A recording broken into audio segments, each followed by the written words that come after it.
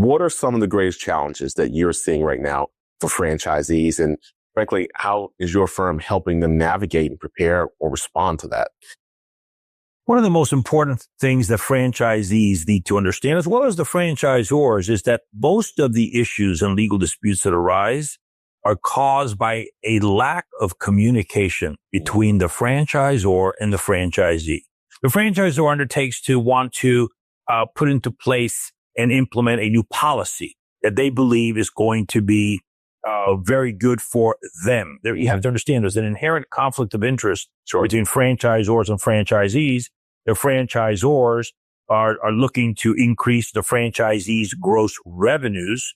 So when you apply the royalties to that gross revenue, there's a higher return for the franchisor. The franchisee's objectives are a little different. Yes, they want to increase gross revenues so long as it increases the net income and profitability of the business. There are many times when you have all of these promotional discounting that is undertaken where you do, buy one, get one free, or cost loss leaders and all these discounts that are wonderful to attract customers to the business. But the franchisor is making more royalties because there's higher gross revenue, but the franchisee is starting to lose more money because either the labor or the cost of goods sold or everything else associated with satisfying the promotional discounts becomes a problem. You also have situations where the franchisors, in order to enhance the gross revenues of the business, of the franchisee's business, so they can then in turn pay more royalties and advertising and marketing fees to the franchisor. Is this where kind of you start thinking about like tech fees and ad funds and all these different things? Is that where some of these challenges come in? There are all kinds of elements. The one I was talking about now was I was leading to the point of franchisors requiring franchisees to remodel stores. Okay.